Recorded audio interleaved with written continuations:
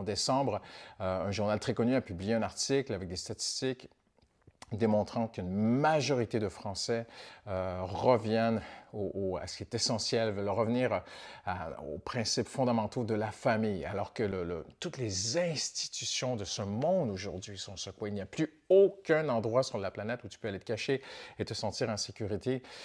Tout est ébranlé sur tous les continents.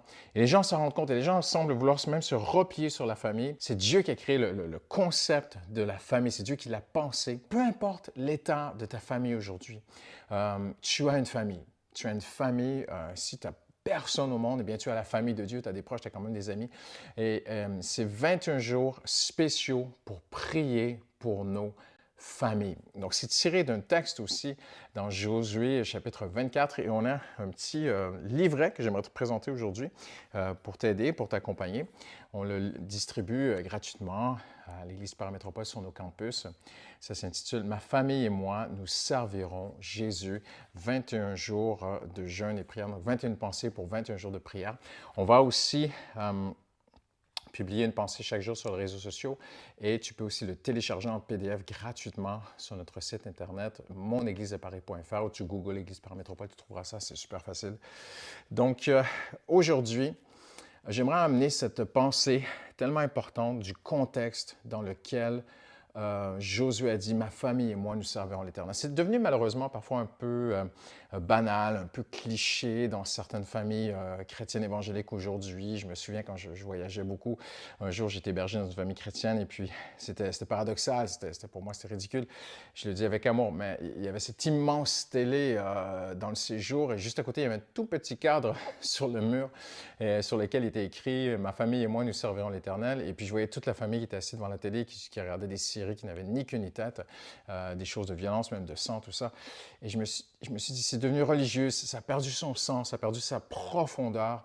Mais alors retournons aujourd'hui au tout début pour voir à quel point ce texte est puissant dans la parole de Dieu.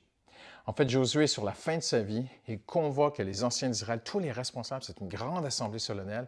Il y a deux collines à côté. Il y a une colline où, des années plus tôt, Josué les avait déjà fait venir, selon le commandement de Dieu, selon ce que Moïse aussi avait demandé. Et la moitié d'Israël était sur une colline et l'autre moitié était sur l'autre colline. Ça a été Dieu voulait vraiment marquer le coup, il voulait vraiment qu'ils comprennent quelque chose que je veux te montrer aujourd'hui.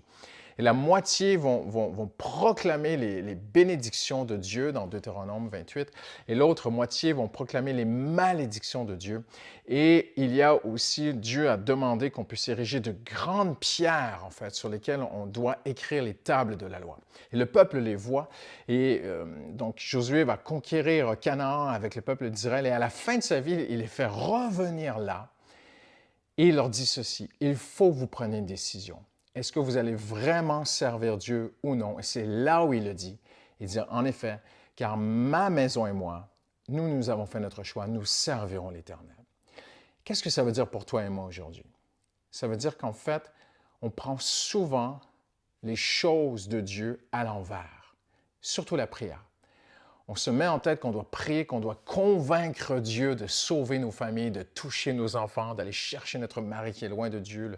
Peut-être que ton mari est en train de sombrer dans l'alcool ou la pornographie, ou ton fils, je me souviendrai toute ma vie de cette sœur à l'église qui est venue me voir, « Pasteur, priez pour mon fils. » Un jour, les policiers, la BAC est venue et mon fils avait tellement peur, il s'est caché sous le lit, il dealait de la drogue, et que Dieu sauve mon fils. Et les familles vivent des choses très, très difficiles, et c'est peut-être ton cas aujourd'hui, mais Dieu veut t'encourager lorsque tu pries pour ta famille, parce que ce sont 21 jours de prière, de jeûne à part, c'est très personnel, c'est entre Dieu et toi. Priez pour ta famille. Et cette phrase « Ma famille et moi, nous servirons l'Éternel » est arrivée à un moment très important où Dieu demande une chose, d'être décidé. Un souhait, c'est une faible décision, mais une décision, c'est quelque chose qui est une conclusion en fait. On va dire qu'une chose, elle est décisive. Elle est sur, donc, il y a eu un processus, on a pensé, on a réfléchi. Le mot « juger » en grec signifie faire la part des choses. Et on est arrivé à une conclusion. On a fait la part des choses. Ça, c'est pas bon. Ça, c'est bon. Ça, je rejette. Ça, je garde. Je vais par là. Je n'irai pas par là. Je ne tourne pas à gauche. Je tourne à droite. J'ai pris une décision. Donc, une décision, c'est la fin d'une chose avant d'être le commencement d'une nouvelle vie. Et ce que Dieu leur demande, c'est Soyez décidés. Voyez-vous, Jacques dit qu'un cœur partagé est instable dans toutes ses voies. Dieu va même dire à l'Église qui est tiède parce que tu es ni froide ni bouillante, je te vomirai de ma bouche. Il y a beaucoup de choses qui ont été dites là-dessus. Mais ultimement, ce que Dieu veut, c'est que nous soyons décidés. Pense à Élie, le prophète Élie qui fait venir Israël et qui dit « Jusqu'à quand clocherez-vous d'un côté ou de l'autre? Choisissez aujourd'hui qui vous servirait. » Et au moment où Josué dit « Ma famille et moi, nous servirons l'Éternel », en fait, tout le contexte et le sujet, c'est d'être simplement décidé. Alors, puisses-tu aujourd'hui, toi d'abord, pour ta propre vie personnelle, être vraiment décidé pour Jésus. Et deuxièmement, prie pour cette personne dans ta famille qui est bancale, ou peut-être qui est vraiment décidée de ne pas suivre Jésus.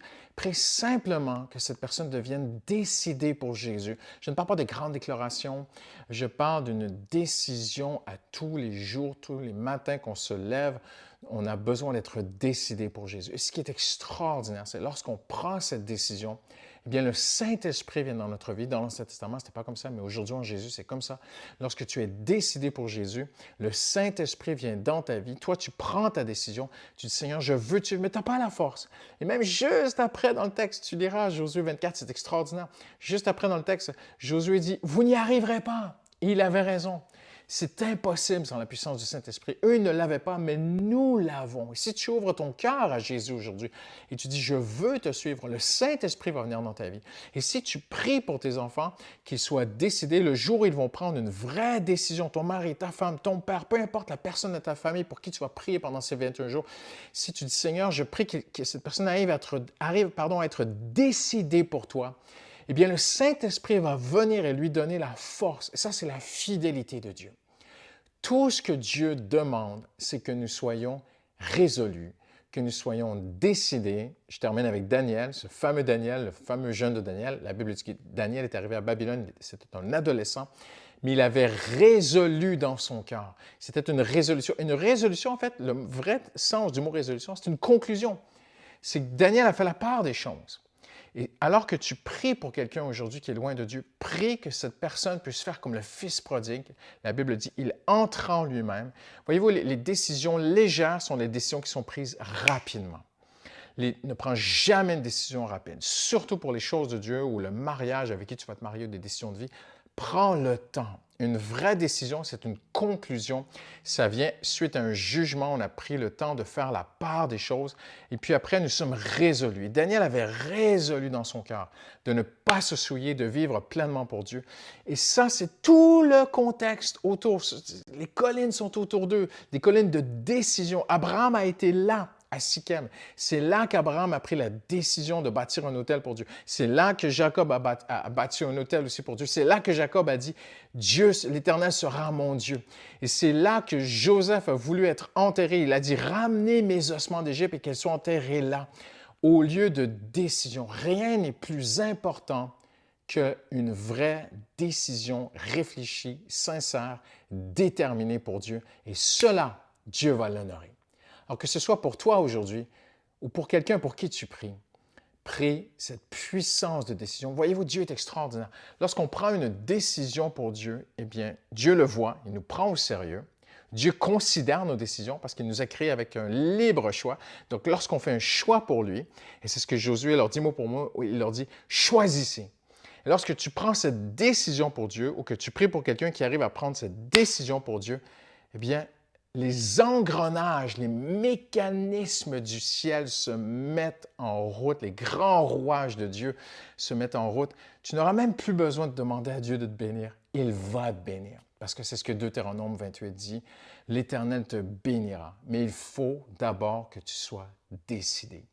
Alors aujourd'hui, prends une décision déjà pour toi-même et prie pour que dans ta famille, ta femme, ton mari, tes enfants, tes parents, peu importe pour qui tu pries dans ta famille, prie qu'ils soient décidés pour Jésus. À EPM, nous entrons en 2026 avec un temps spécial qui débute aujourd'hui, un 21 jours de jeûne et prière. C'est simple, c'est tiré du livre de Daniel où la Bible dit que pendant 21 jours, 3 semaines, Daniel s'est éloigné des plaisirs de la table. En fait, il n'a pas mangé de mets délicats. Donc, il ne faut pas aller plus loin que le texte. Il ne faut pas commencer à faire toutes sortes de formules, de méthodes religieuses autour de cela. C'est tout simplement un temps particulier où on s'éloigne des plaisirs de la table, parce qu'il y a beaucoup de plaisir autour de la table. Et Daniel travaillait, il y avait des responsabilités, et certainement que tu travailles, tu as des responsabilités, l'école, tout ça, machin, et tu peux peut-être pas jeûner, c'est pas tout le monde qui peut jeûner 21 jours à l'eau de façon très difficile. Donc, Daniel s'est éloigné des plaisirs de la table et s'est surtout consacré à prendre des moments de prière pour Jérusalem. On voit cela dans Daniel 9 et dans Daniel aussi 10 et Daniel 6. Donc, ce sont des textes très importants qui nous inspirent aujourd'hui. Donc, c'est très personnel. N'allez pas fliquer le voisin, voir comment les autres chrétiens vivent leur jeûne. C'est très personnel à chacun. Mais ça peut être aussi d'autres bons petits plaisirs de la vie que Dieu va mettre sur ton cœur. Donc, c'est quelque chose de très personnel. Et je dirais aussi, si vous suivez un traitement, si vous avez une maladie quelconque, vraiment consultez votre médecin, faites très attention, soyez sage.